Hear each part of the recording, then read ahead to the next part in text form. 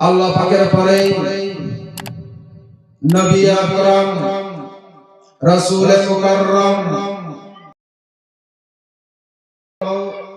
হযরত মুহাম্মদ মুস্তাফা সাল্লাল্লাহু আলাইহি ওয়াসাল্লামের দরবারে আমরা সকলে প্রাণ ভরে অন্তরের অন্তঃস্থল থেকে আমরা সবাই একবার দুরূদ পাঠ করি। সকলে বলি সাল্লাল্লাহু আলা মুহাম্মদ সাল্লাল্লাহু আলাইহি ওয়াসাল্লাম। মুহতারাম দোস্ত বুজুর্গ,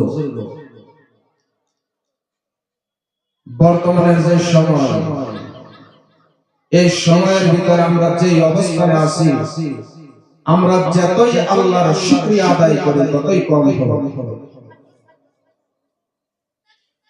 আল্লাহ পাক রব্বুল আলামিনের আমাদের উপরে যত অসংখ্য নিয়ামত রয়েছে, এক একটি নিয়ামত আদায়, এক একটি নিয়ামতের শুকরিয়া আদায় করার জন্য আমরা যদি আজকে সিজদায় পড়ে যাই, কিয়ামত পর্যন্ত যদি সর না উঠাই, মাথা না উঠাই, ক্ষুদ্র একটি নিয়ামতের শুকরিয়া আদায় করা আমাদের তরফ থেকে সম্ভব নয়। তারপর আল্লাহ পাক রব্বুল আলামিন কোরআনের ভিতরে বলেন, লা ইন শাকারতুম লা আযীদান্নাকুম ওয়া লা ইন কাফারতুম ইন্না আযাবি লাশাদীদ। আল্লাহ পাক রব্বুল আলামিন বলেন, হে আমার বান্দা বান্দিরা, এই দুনিয়ার জগতে আল্লাহর আকাশের নিচে জমিনের উপরে তোমাদেরকে যত নিয়ামত আমি দান করছি, আমার নিয়ামতগুলো খেয়ে খেয়ে, আমার নিয়ামতগুলো পেয়ে পেয়ে, আমাদের নিয়ামতগুলো ভক্ষণ করে করে করার পর যদি আমি আল্লাহর শুকরিয়া আদায় করো, আমি তোমাকে যে নিয়ামত দিয়েছি এই নিয়ামত তোমাদেরকে বাড়ায়া দিব। আর যদি শুকরিয়া আদায় না করো, তবে তোমাদেরকে যে নিয়ামত আমি দান করেছি এই নিয়ামতগুলো তোমার কাছ থেকে আমি আল্লাহ পাক রব্বুল আলামিন ছিনিয়ে নিয়েছি। সকলে বলুন নাউযুবিল্লাহ। এই একটা বস্তু দেখেন, এই দুনিয়ার জগতে আল্লাহ পাক রব্বুল আলামিন মুসলমানদের জন্য কত সুন্দর নিয়ামত দিয়েছে। একটা ধর্মীয় সভা, এটা কি নিয়ামত না? ধর্মীয় সভা, ওয়াজের প্যান্ডেল, হুজুরের কথা কইবো, এটা কি নিয়ামত না? এই যে আমরা নিয়ামত পাইছি, এই নিয়ামতের শুকরিয়া আল্লাহ কি কইছে, আমি যে নিয়ামত তোমাদেরকে দান করছি নিয়ামতের শুকরিয়া যদি আদায় করো, তোমাদের নিয়ামত বৃদ্ধি করে দেব। আর যদি আমার নিয়ামত পাওয়ার পর শুকরিয়া আদায় না করো, তোমাদের নিয়ামত তোমাদের কাছ থেকে আমি আল্লাহ ছিনিয়ে নিব। এই যে আল্লাহ উলামায়ে কেরামের মুখ থেকে কথা শোনা, দূর দূরান্ত থেকে মুসাফির হুজুররা এবং দোয়া করব, দিনের কথা বসে বসে শোনা, এই নিয়ামত আমরা যে পাইছিলাম এটা কদর না করার কারণে, শুকরিয়া আদায় না করার কারণে আল্লাহ পাক রব্বুল আলামিন ধর্মীয় সভাগুলো আল্লাহ আমাদের থেকে ছিনিয়ে নিয়েছে। একটা সময় আছে, খাস করে আমাদের এদিকে গানের দল দেখতো, গানের দল আল্লাহ সরায়া ধর্মীয় সভা দিছে। ধর্মীয় সভা নিয়ামত শরীফ আল্লাহ দিয়েছেন আপনারা, কিন্তু আমরা এই নিয়ামতের কদর না করার কারণে আল্লাহ আবার দেখা যাচ্ছে ধর্মীয় সভা করার মধ্যে আমরা করি, বিশাল প্যান্ডেল বানাই, দূরে বক্তানি, মেহমান দাওয়াতদানি, টেহা খরচ করি, আলহামদুলিল্লাহ। কিন্তু যেই কারণে আমরা প্যান্ডেল বানাইলাম, যেই কারণে স্টেজ আমরা বানাইলাম, এই কারণ পাওয়া যায় না। যে উদ্দেশ্য নিয়ে আমরা এই কাজগুলো করলাম, সেই উদ্দেশ্য আমাদের ভিতরে পাওয়া যায় না। আমরা কাজ করি ঠিক, প্যান্ডেল বানাই ঠিক, স্টেজ বানাই ঠিক, কিন্তু এই ধর্মীয় সবাই বয়ান শোনার জন্য আমরা একেবারে সময় দিই না। কথা ঠিক না? ঠিক না বেটি? কথা কই না কি?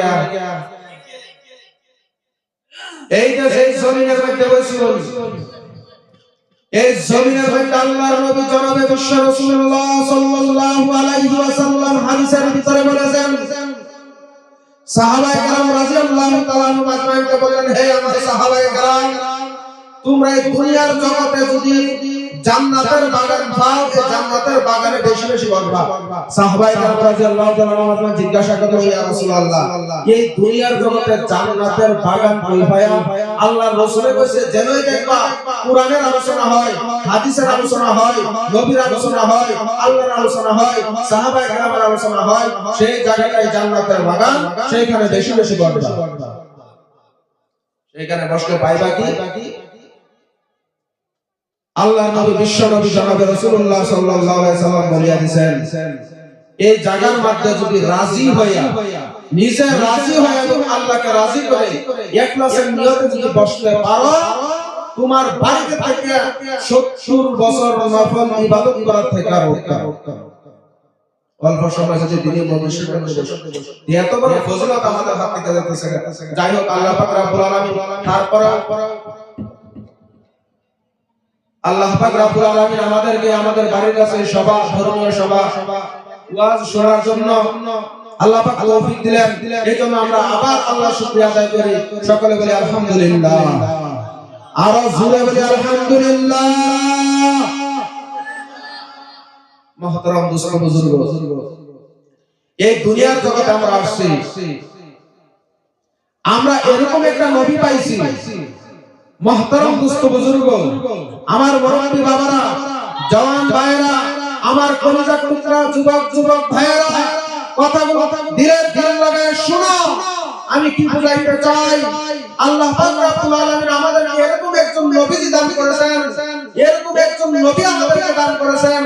এই নবী আমাদের জন্য দুনিয়ার ভিতরে কি করলেন, এই নবীর জন্য আমরা কি পাইলাম? আল্লাহ পাক রব্বুল আলামিন যে নবী দিয়েছেন, এই নবীর জন্য আমরা দুনিয়ার ভিতরে যা কিছু দেখি সব কিছু পাইলাম। এই দুনিয়ার ভিতরে যা কিছু দেখি সব কিছু কার কারণে পাইলাম? এই দুনিয়ার ভিতরে আমরা যা কিছু পাইছি কার কারণে পাইছি? আমরা নবীর কারণে। এলে কি আমরা নবী? মনে রাখবেন, অন্যান্য নবীর উম্মতে যদি তওবা গুনাহ করত, তারা তওবা ছিল, হযরত মুসা আলাইহিস সালামের উম্মতের তওবা ছিল, তারা যদি আল্লাহর হুকুমের খিলাফত করত, তারা আল্লাহ পাক হুকুম দিত তোমরা একজনের কতল করো, মার্ডার করো, তওবা কবুল হইতো না। কিন্তু আমরা আমাদের নবীর উসিলায় তওবা পাইছি, জীবন ভর যত গুনাহ করছি, আল্লাহর যদি একবার ডাক দেই, ও যুবক বন্ধু, ও মুরব্বি বাবারা, দিলে দিল লাগায় শুনবার চেষ্টা করবেন কথাগুলো।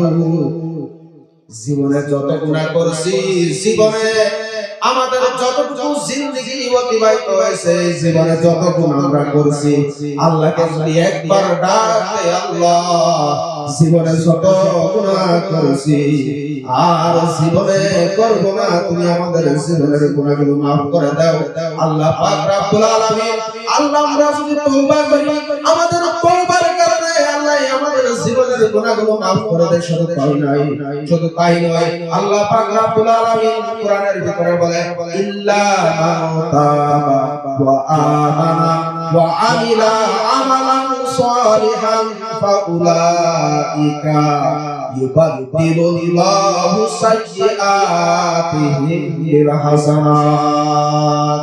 আল্লাহ পাক রব্বুল আলামিন বলে, আমার কোন বান্দা যতদিন গুনাহ করছে, গুনাহের কাজের ভিতরে ডুবে থাকছে রে যুবক বন্ধু আমার, আল্লাহ বলে আমার সেই বান্দাগুলো জীবনের যত সময় অতিবাহিত করেছে, সেই সময়ের ভিতরে যত গুনাহ করেছে, এই গুনাহর কারণে যদি একবার লজ্জিত হয়ে আমি আল্লাহকে আল্লাহ বলে ডাক দিয়ে তওবা করে যুবক বন্ধু, আল্লাহ শুধুমাত্র তার গুনাহগুলো maaf করে না, ইউবাদদিলুল্লাহু সাইয়্যাতিহিম বিল হাসানাত।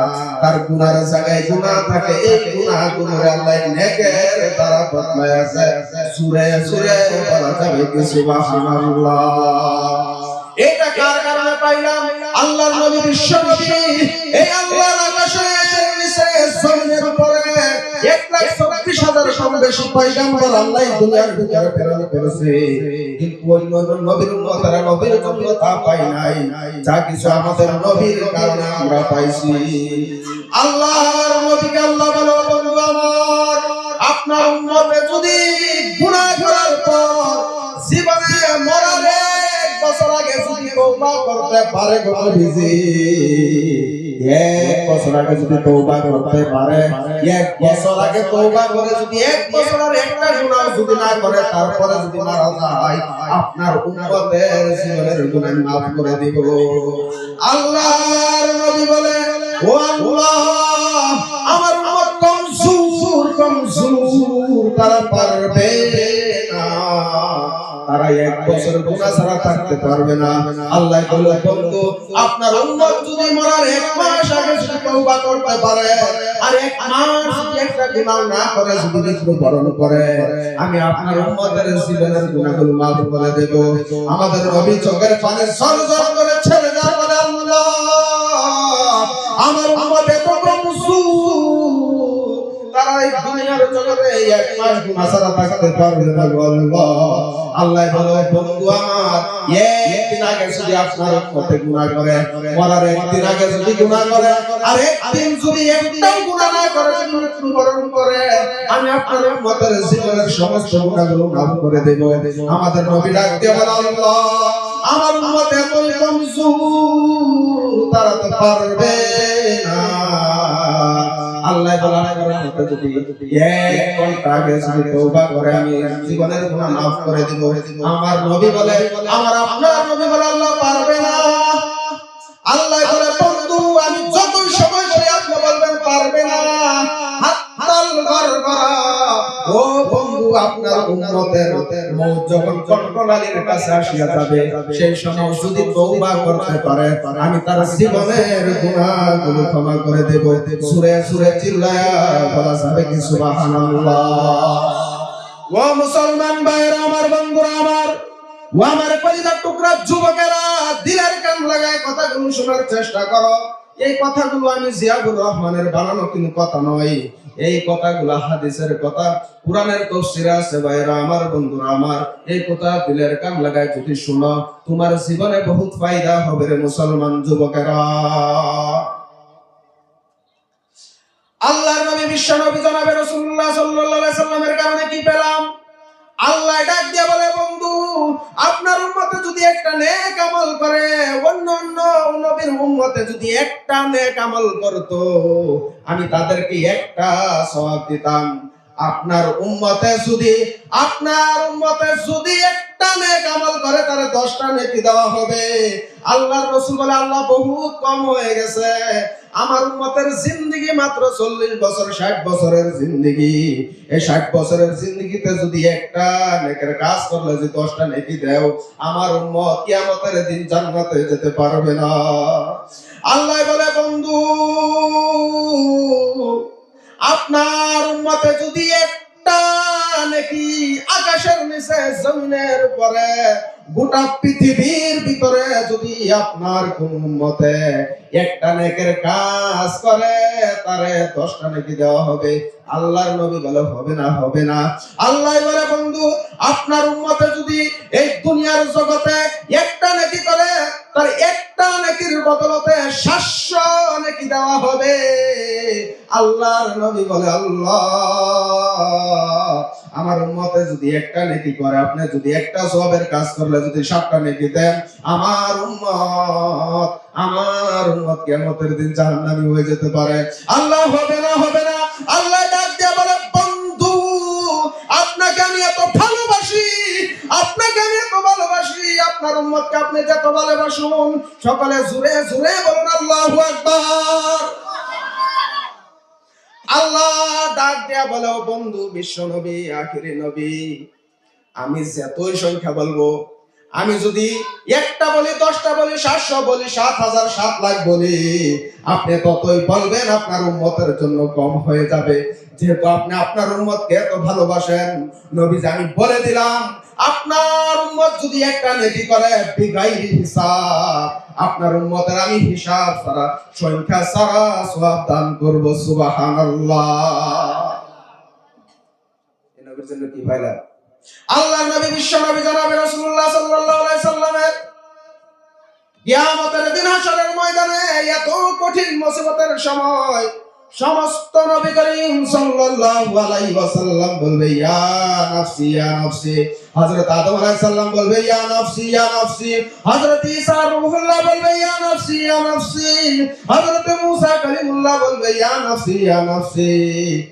1,24,000 নবীর ভিতরে একজন নবী আছে যিনি ইয়া নাফসি বলবে না।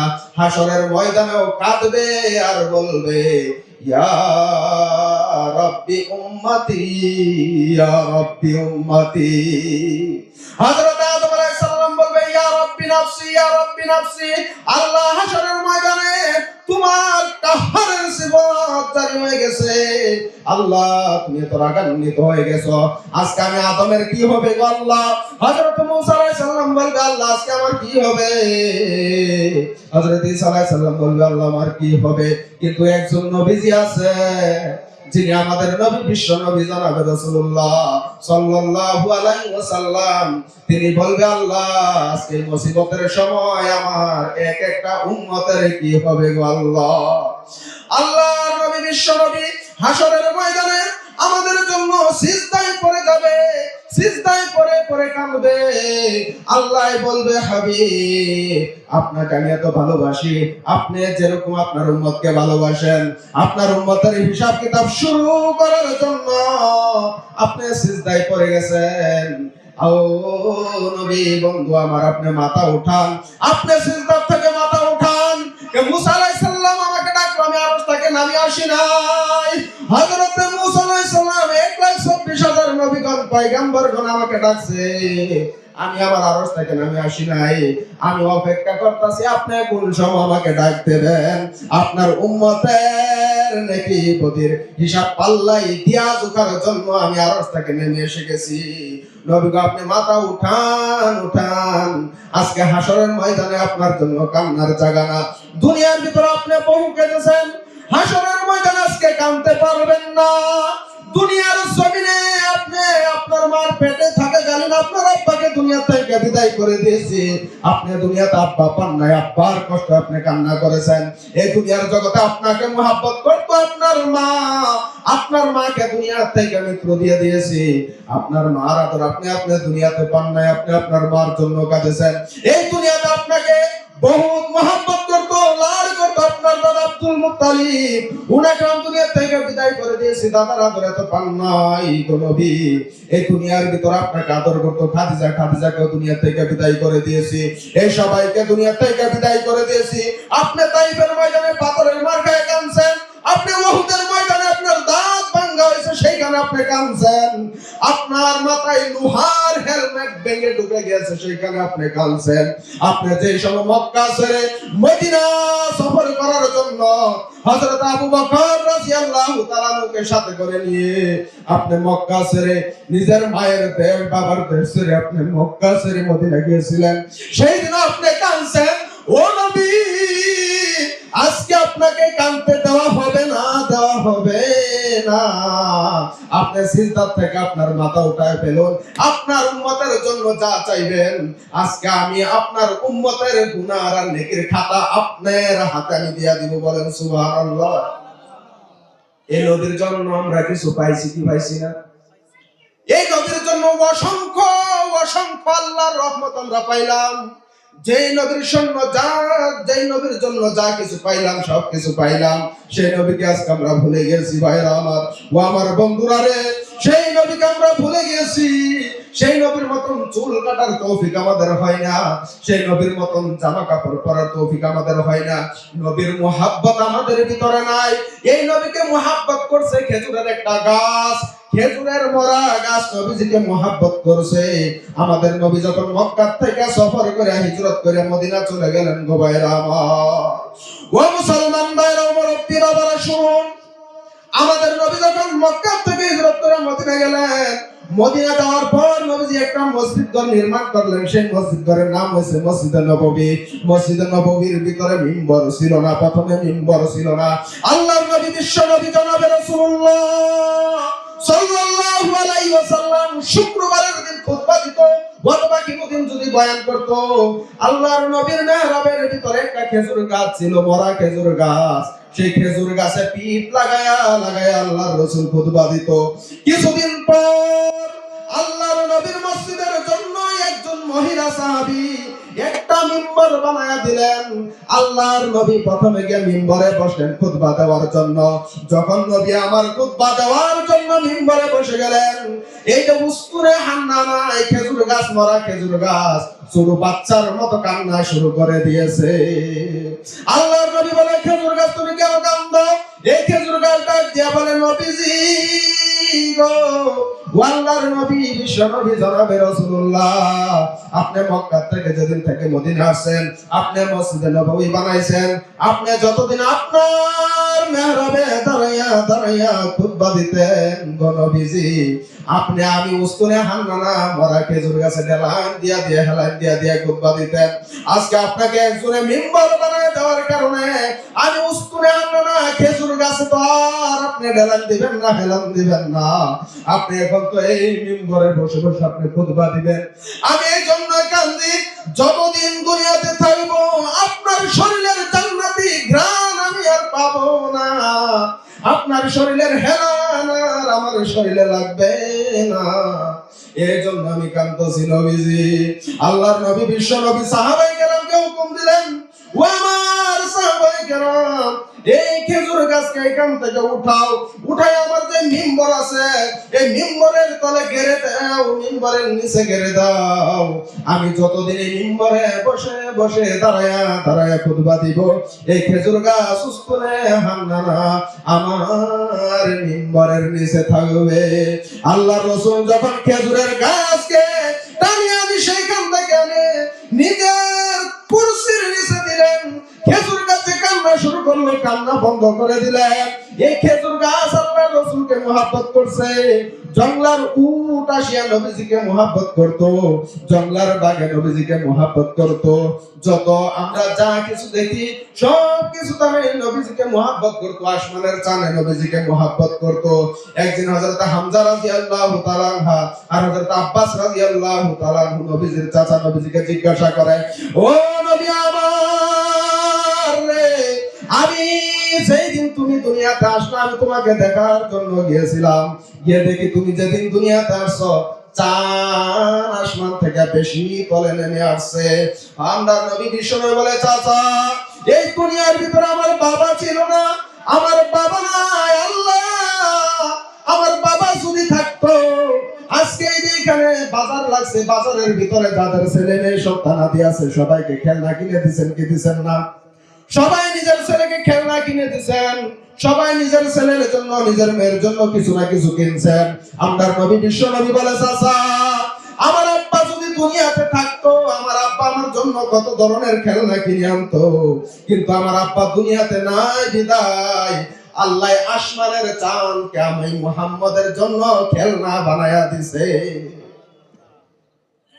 এই নবীজিকে তারা এত মহব্বত করতো, কিন্তু আমরা মহব্বত করি না। আল্লাহর নবীকে কিরকম ভাবে মহব্বত করা লাগবে?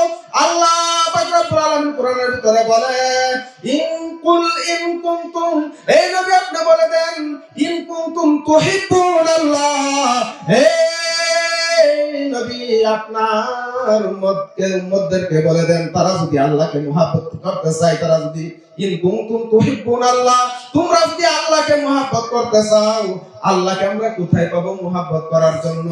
আল্লাহ বলে, ইন কুনতুম তুহিব্বুনাল্লাহ ফাত্তাবিউনি, হে নবী আপনি বলে দেন, তোমরা যদি আল্লাহকে মহব্বত করতে চাও আমি নবীর অনুসরণ করো, ইউহিব্বুকুমুল্লাহ, আল্লাহকে তোমরা কই পাইবা মহব্বত করার জন্য?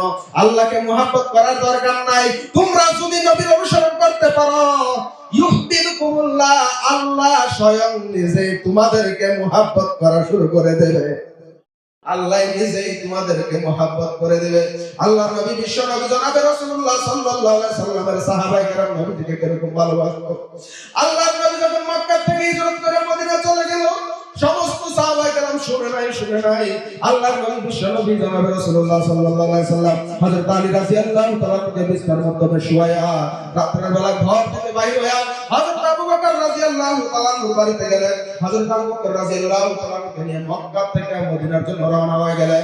বহু সাহাবায়ে কেরাম জানে না, এর মধ্যে ছিল একজন সাহাবী, আল্লাহর নবীর সাহাবী হযরত কারাবা রাদিয়াল্লাহু তাআলা আনহু। হযরত কারাবা রাদিয়াল্লাহু তাআলা আনহু সাহাবায়ে কেরামকে জিজ্ঞাসা করে, মক্কার ভিতরে আমাদের নবীকে তো দেখা যায় না, আমাদের নবী কোথায় চলে গেল? সাহাবায়ে কেরাম বলে, ও কারাবা তুমি কি জানো না আমাদের নবী মক্কা ছেড়ে মদিনা চলে গেছে? ও কারাবা মদিনা চলে গেছে। হযরত কারাবা রাদিয়াল্লাহু তাআলা দৌড়ায় নিজের বাড়িতে যায়, নিজের বাড়ি থেকে স্ত্রীকে বলে, হযরত কারাবার 5 বছরের একটা শিশু ছিল, হযরত বশির রাদিয়াল্লাহু তাআলা আনহু আর নিজের স্ত্রী দুজনকে বলে, ও বেটা আমার বশির, ও প্রাণের স্ত্রী আমার, যে মক্কার ভিতরে নবী নাই, যে মক্কার ভিতরে জান্নাতি চেহারা দেখতে পারবো না, সেই মক্কার ভিতরে আমি কারাবার থাকবো না। ওই স্ত্রী আমার, চলো চলো আমরা মদিনায় চলে যাবো, ঘরের ভিতরে খাবার জন্য কি আছে নিয়ে নাও, পুটলা বানায় সাথে করে নিয়ে নাও। হযরত কারাবা রাদিয়াল্লাহু তাআলা নিজের 5 বছরের শিশু বশিরকে কাঁধে বসাইলেন আর স্ত্রীর হাত ধরে অন্ধকার রাতে রওনা হয়ে গেলেন মক্কা থেকে মদিনা যাবে। কারণ যে মক্কার ভিতরে নবী নাই, সেই মক্কার ভিতরে কারাবা থাকবে না, কারাবা থাকবে না। যে মক্কার ভিতরে নবীর চেহারা দেখতে পারবো না, সেই মক্কায় থেকে কি করব? স্ত্রী আর বশিরকে নিয়ে ছুটলেন রাতের বেলা, খাওয়ার জন্য যা কিছু নিলেন।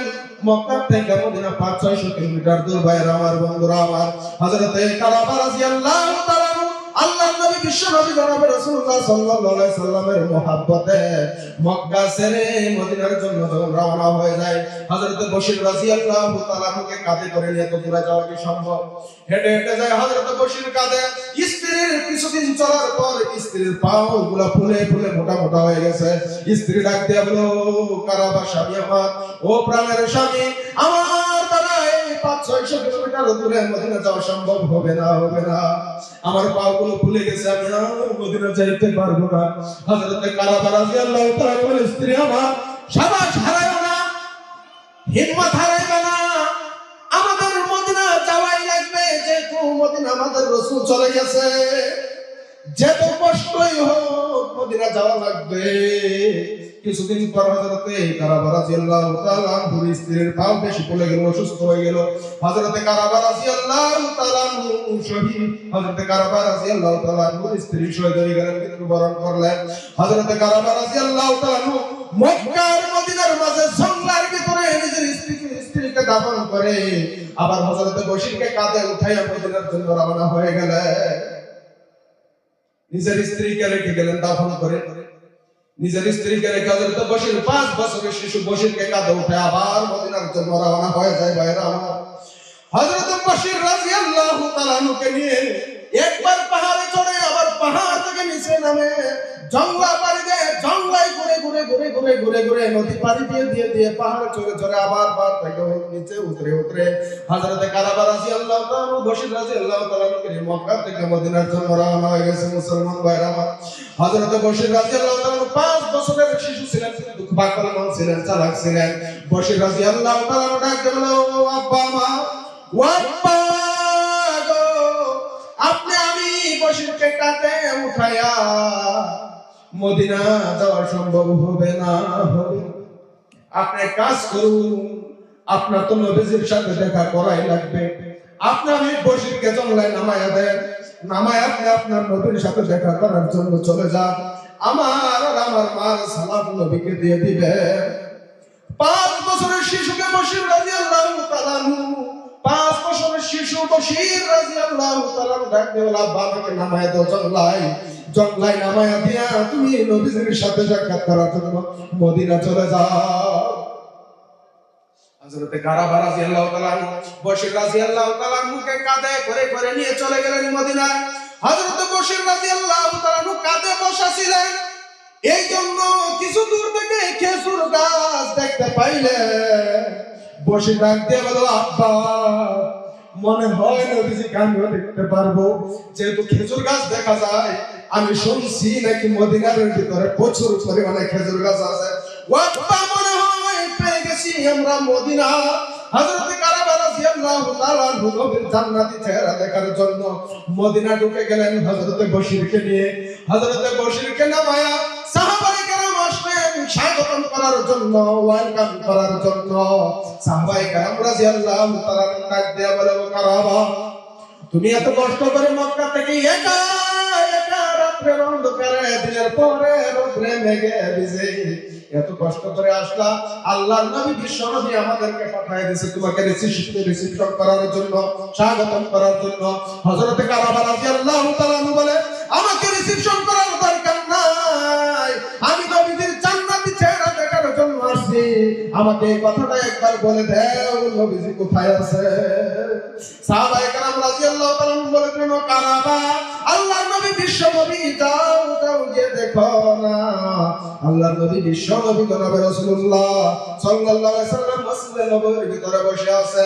কারাবা রাদিয়াল্লাহু তাআলা বসিরের হাত ধরে সাহাবায়ে কেরামকে ভেদ করে করে একদম নবীজির সামনে মসজিদে নববীর ভিতরে চলে গেলেন। গিয়া নবীজিকে সালাম দিলেন, আসসালামু আলাইকা ইয়া রাসূলুল্লাহ। ও নবী, আপনি মক্কা আমাকে রেখে চলে আসলেন, আপনি কি জানেন না আপনার কারাবা আপনাকে ছাড়া মক্কা থাকতে পারে না? প্রত্যেকদিন সকালে আপনার চেহারা যদি না দেখি গো নবী, আমি কারাবার ভালো লাগে না। আমাকে রেখে আপনি মদিনা, মক্কা থেকে মদিনা চলে আসলেন, আমাকে সাথে করে নিয়ে আসলেন না। আল্লাহর নবী বলে, কারাবা, তোমার এই ঘটনা শোনানোর দরকার নাই। তুমি যে সময় জংলায় আসতাছো তোমার স্ত্রীকে নিয়ে, তোমার স্ত্রী শহীদ হয়ে গেছে, জংলায় তোমার স্ত্রীর পা দুটো ফুলে গেছিল, এই খবর তুমি আমাকে দেওয়ার দরকার নাই। তুমি আমার মুহাব্বত জংলা পানি দিয়া দিয়া যে সময় আসতেছিল, রে কারাবা, আল্লাহ ফেরেশতা জিবরাইলকে পাঠাইয়া আমি নবীর কানে কানে খবর দিয়ে গেছে। জিবরাইল আসে বলে, ইয়া রাসূলুল্লাহ, ইয়া হাবিবাল্লাহ, আপনার একজন পাগল সাহাবীকে আপনি মক্কা রেখে আসছেন কারাবাকে। কারাবা জংলায় ঘুরে ঘুরে পাহাড় পাড়ি দিয়ে দিয়ে নদী নালা পাড়ি দিয়ে দিয়ে আপনার জান্নাতি চেহারা দেখার জন্য আসতেছে। জংলায় আধা রাস্তায় উনার স্ত্রী শহীদ হয়ে গেছে, উনার স্ত্রীকে দাফন করে রেখে আপনার জন্য চলে আসতেছে, আপনাকে দেখার জন্য। ওরে কারাবা, আল্লাহ জিবরাইলের দ্বারা আমাকে সব খবর দিয়ে দিয়েছে, তোমার সাথে কি কি হয়েছে আমি মুহাম্মদুর রাসূলুল্লাহ জানি। একে বলে আল্লাহর নবীকে ভালোবাসা, কথা বলেন ঠিক না বেঠি? হযরত কারাবা রাদিয়াল্লাহু তাআলার হাতে ধরলেন নবীজি এক হাতে, 5 বছরের শিশু হযরত বশিরের হাতে নবীজি এক হাতে ধরলেন। ধরে আসহাবে সুফা মদিনার ভিতরে মসজিদে নববীর সাথে একটা মাদ্রাসা ছিল, মাদ্রাসার নাম ছিল আসহাবে সুফা। এই আসহাবে সুফা উস্তাদ ছিলেন, হুজুর ছিলেন, হেড হুজুর ছিলেন, প্রধান শিক্ষক ছিলেন আব্দুল্লাহ ইবনে মাসউদ রাদিয়াল্লাহু তাআলা।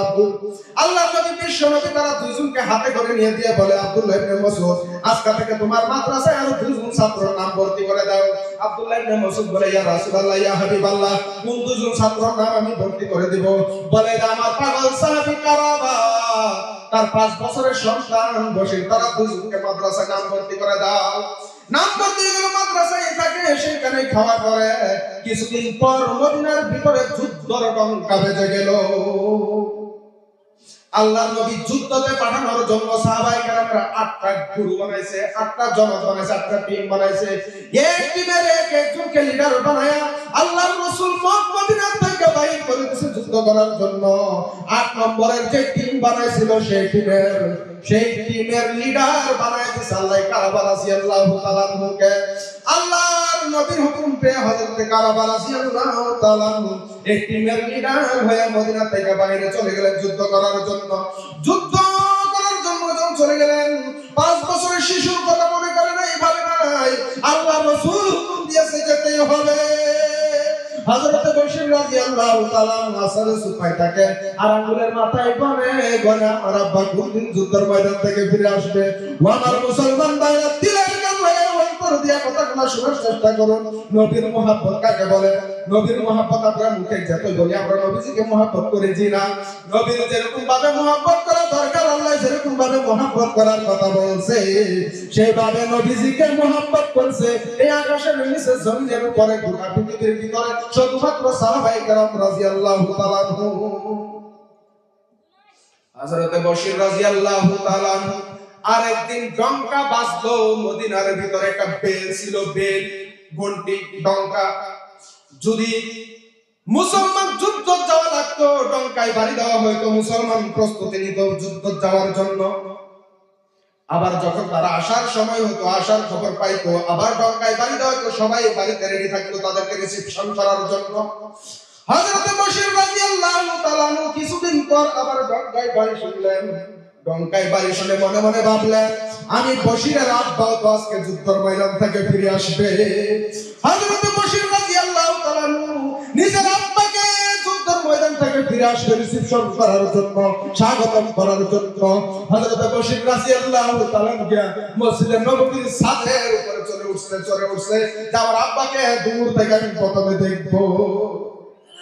হযরত বশির রাদিয়াল্লাহু তাআলা এরকম ভাবে মসজিদের ছাদ থেকে দরবারে নামে আবার এক টিলায় উঠিয়া দূর থেকে দেখার চেষ্টা করে আমার আব্বা আসে না নাই। এরকম ভাবে আস্তে আটটা জামাত গিয়েছিল যুদ্ধ করার জন্য। এক নম্বর জামাত আসলো কারাবা রাদিয়াল্লাহু তাআলা কে বশির রাদিয়াল্লাহু তাআলা খুঁজে পায় নাই, দুই নম্বর গরুর মধ্যে পায় নাই, তিন নম্বর জামাতের মধ্যে পায় নাই, 4 5 6 7 8 সবটি জামাত মদিনার ভিতরে ঢুকবার মসজিদে নববীর ভিতরে চলে গেল। হযরত বশির রাদিয়াল্লাহু তাআলা মনে মনে চিন্তা করে আমার আব্বা মনে হয় মানুষের সিপাই দিয়ে মসজিদে নববীর ভিতরে ঢুকে গেছে, যেই জন্য আমি আমার আব্বাকে দেখতে পারি নাই। হযরত বশির রাদিয়াল্লাহু তাআলা 5 বছরের শিশু আবার দৌড়াইয়া মসজিদে নববীর ভিতরে চলে গেলেন। মসজিদে নববীর ভিতরে গিয়া দেখে যারা যুদ্ধের ময়দানে গিয়েছিল সবাই চলে আসে। সবাই মসজিদে নববীর ভিতরে সবার চেহারা দেখে বশির রাদিয়াল্লাহু তাআলা নিজের আব্বা কারাবা রাদিয়াল্লাহু তাআলা চেহারা বিচেরা পায় না। 5 বছরের শিশু বশির নবীর কাছে দৌড়ায় চলে গেলেন, ইয়া রাসূলুল্লাহ, ইয়া হাবিবাল্লাহ, আমার আব্বাকে আপনি যুদ্ধের ময়দানে পাঠাইছিলেন, যারা গিয়েছিল অধিকাংশ মানুষ তো আসছে, আমার আব্বার চেহারা আমি খুঁজে পাই না। আমার আব্বা কি কখনো আসে না? সবাই তো চলে আসলো নবীজি। আল্লাহর নবী সেইদিকে মুখ মন্ডল করে বসে আছিল। 5 বছরের শিশুর সামনে দিকে গিয়ে জিজ্ঞাসা করলেন, আল্লাহর নবী সেইদিক থেকে মুখ ফিরে পশ্চিম দিকে ফিরে বসে গেলেন। আল্লাহর নবী 5 বছরের শিশু আবার দৌড়ায় করে নবীজির সামনে গিয়া জিজ্ঞাসা করে, নবী গো আমার আব্বা কোথায়? আমাদের নবী সেই দিকে মুখ করে বসে পড়ে। বশির আবার সেই দিকে ঘুরে যায়, নবীজি সেই দিকে মুখ করে বসে পড়ে। হযরত বশির রাদিয়াল্লাহু তাআলা ডাক দিয়ে বলে, ও নবীজি, আমার বয়স 5 বছর হতে পারে, আমি ছোট শিশু হইতে পারি, কিন্তু আপনি বলেন না বলেন আমি বশির ঠিকই বুঝতে পারছি আমার আব্বা আসবে না, কারণ আমার আব্বা যুদ্ধের ময়দানে শহীদ হয়ে গেছে। আমার আব্বা তো আর জীবনে আসবে না, কারণ আমার আব্বা যুদ্ধের ময়দানে শহীদ হয়ে গেছে। নবীজি আমি জানি, আর যদি শহীদ না হতো আপনি মুখ ঘুরায় বসতেন না, আমি শুধু বাচ্চা কেটে দিব, সহ্য করতে পারবো না। এই জন্য আপনি বলার সাহস পাইতেছেন না, এই জন্য আপনি শুধুমাত্র মুখ ঘুরায় বসতেছে। আল্লাহর নবী রাখতে বশির, তোমার আব্বা কারাবা জান্নাতে চলে গেছে, জান্নাত থেকে তোমার আব্বাকে আমি ঘুরায় আনতে তো পারবো না, কিন্তু তোমার আব্বার বদলে তোমাকে আমি কিছু একটা দিতে পারি।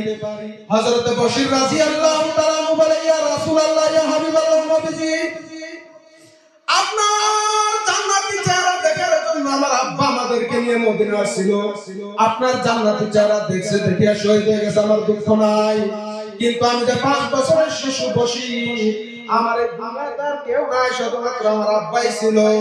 রাতের বেলা আমি আব্বার গলায় ধরে ঘুমাইতাম। আমার আম্মা তো রাস্তায় মারা গেছে, আর মক্কা থেকে তো আমাদের ফ্যামিলির কেউ আসে নাই, শুধুমাত্র আমি আর আমার আম্মা জান আসছিলাম। আমার আম্মা তো জঙ্গলায় মরে গেছে, আমার আব্বা আজকে কারাবা গিয়া জিহাদের ময়দানে মরে গেল, শহীদ হয়ে গেল। আমি রাত্রে আমার আব্বার গলায় ধরে ঘুমাইতাম। আমি 5 বছরের শিশু আজকে কার গলায় ধরে ঘুমাবো? আল্লাহর নবী বলে, বশির তোমার আব্বাকে তো জান্নাতে চলে গেছে, তারা শহীদ হয়ে যায়, তারা জান্নাতে চলে যায়, তোমার আব্বা জান্নাতে চলে গেছে, সেই কাজটা জানিয়ে দেওয়ার ক্ষমতা আমার শরীরে নাই, কিন্তু তোমাকে একটা বস্তু দিতে চাই। হযরত বশির বলে, ইয়া রাসূলুল্লাহ, ইয়া হাবিবাল্লাহ, কি দিতে চান আমাকে, আপনি কি দিবেন? আল্লাহর নবী বিশ্ব নবী বলে, বশির রে, তোমাকে তোমার আব্বার বদলে যতদিন তুমি দুনিয়াতে বেঁচে থাকবা, আর যতদিন আমি দুনিয়াতে বেঁচে থাকবো, আজকে থেকে আমি তোমার আব্বা হয়ে গেলাম। ঠিক আছে?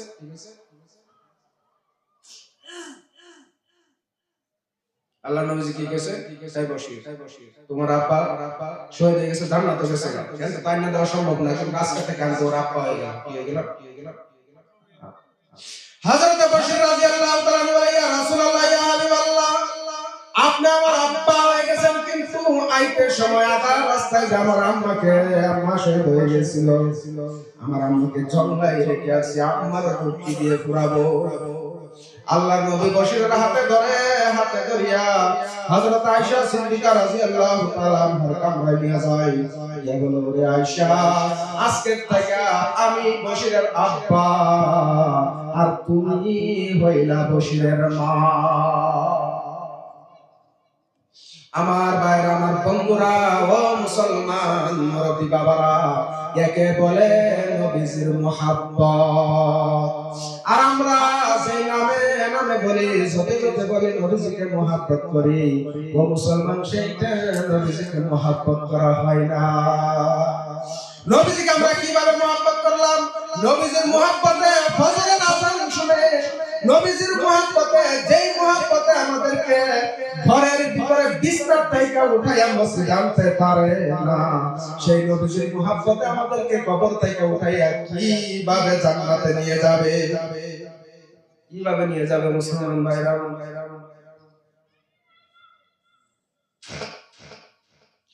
নবীজির যে মুহাব্বতে ফজরের বেলায় ফজরের আযান যখন মসজিদে মুয়াজ্জিন দেয় আসসালাতু খায়রুম মিনান নাওম সেই নবীজির মুহাব্বতে আমাদেরকে ঘরের বিছানা থেকে উঠায় মসজিদ পর্যন্ত আনতে পারে না ভালো করে চিন্তা করে দেখো নবীজির যে মুহাব্বতে ঘরের বিছানা থেকে পালং থেকে উঠে আমাদেরকে মসজিদে আনতে পারে না সেই নবীজির মুহাব্বতে আমাদেরকে কবরের থেকে উঠাইয়া কিভাবে জান্নাতে নিয়ে যাবে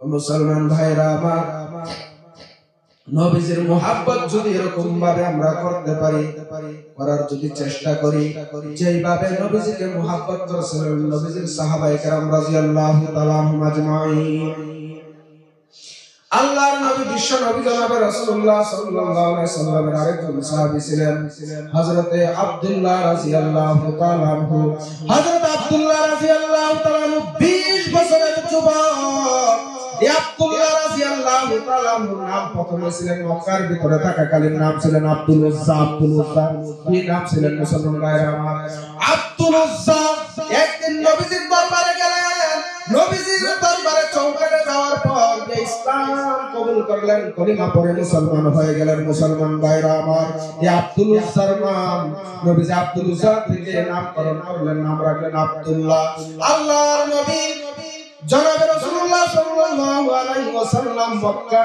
থেকে হিজরত করে যখন মদিনা চলে যায় মদিনা চলে গেলেন মদিনার ভিতরে যাওয়ার পর আব্দুল্লাহ রাদিয়াল্লাহু তাআলা নবীজির দরবারে মক্কা ছেড়ে মদিনা চলে যাওয়ার জন্য রেডি হয়ে গেলেন আব্দুল্লাহর প্রথমে যে সময় আব্বা ছিল আব্দুল্লাহ খুব ধনী মানুষ ছিল একদিন সেই আব্দুল্লাহ নবীজি হুজরা মুবারক থেকে কামরা মুবারক থেকে আল্লাহর নবী বিশ্ব নবী জনাবে রাসূলুল্লাহ সাল্লাল্লাহু আলাইহি সাল্লাম ঘুম থেকে নিশিরাতে উঠছে তাহাজ্জুদ করার জন্য বাইরে যাবে ওযু করার জন্য সেই সময় দেখে একজন মানুষ কে জানি যুবক দাঁড়াইতে পারে না শীতের ঠান্ডার কারণে শরীরে কাপড় নাই আল্লাহর নবী ডাকতে বলে কে তুমি এত নিশিরাতে শেষ রাতে তুমি এত কুয়াশা ঠান্ডা তোমার শরীরে কাপড় নাই তুমি কে ইয়া আব্দুল্লাহ ডাক দেয়া বলে নবীজি আপনি কি আমাকে চিনতে পারেন না আল্লাহর নবী বলে কে তুমি বলে নবীজি কিছুদিন আগেই আপনি যে সময় মক্কায় ছিলেন আপনার দরবারে গিয়েছিলাম কলিমা পড়ে ইসলাম কবুল করার জন্য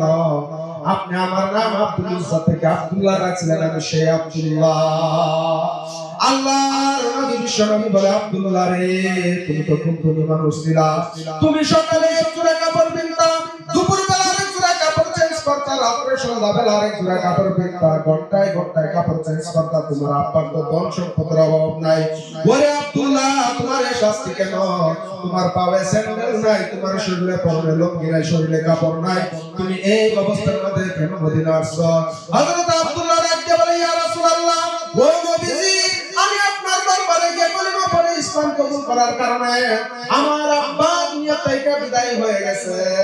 আমার চাচারা আমার আব্বার যত সম্পদ আছে সমস্ত সম্পদের ঢর আমাকে দেখাইছে, ভয় আমাকে দেখাইছে। আমাকে বলে, আব্দুল মুসা, তুই যদি নবীর দরবারে যাস, তোর আব্বার যত সম্পদ আছে একটা সম্পদ তোকে দেওয়া হবে না, তোর আব্বার একটা সম্পদ তোকে দেব না। ডাক দিয়ে বলে, ইয়া রাসূলুল্লাহ, ইয়া হাবিবাল্লাহ, আমার চাচা আমার যারা তারার কল্পনা ছিল আমাকে যদি এই সম্পদের ভয় দেখায় আমি আপনার দরবারে আসবো না, কিন্তু নবী শুনুন শুনুন, আমি তাদেরকে সমস্ত সম্পদ দিয়ে আপনার কাছে চলে আসলাম গো নবীজি, কিন্তু আমি যেই সময় আসিয়া যাব আপনার দরবারে আসার জন্য রওনা হয়ে গেলাম। আমার চাচা আমাকে ডাক দিয়ে বলে, আব্দুল মুসা, তারা রে যে লঙ্গি আছে লঙ্গি আমাদের বাপ দাদার সম্পদ, তুই যদি মুহাম্মদের দরবারে যেতে চাস তাহলে এই আমাদের লঙ্গি নিয়ে যাইতে পারবি না, লঙ্গি খুলে থুয়ে যা। হযরত আব্দুল্লাহ বলেন, নবীজি আমি শেষ লঙ্গি একদিকে ধরে টানি, আমার চাচার দিকে ধরে টানে। আমি চাচাকে বললাম, চাচা শেষ পর্যন্ত আমার লঙ্গিটা দেখো না, আমার লঙ্গিটা আমাকে দিয়ে দাও, আমার স্যান্ডেল জুতা যা কিছু আছে সব রেখে দাও, আমার লঙ্গিটা দিয়ে দাও, আমি যাতে আমার লজ্জাস্থানটা ঢেকে আমি মক্কা থেকে মদিনার নবীর সামনে যেতে পারি।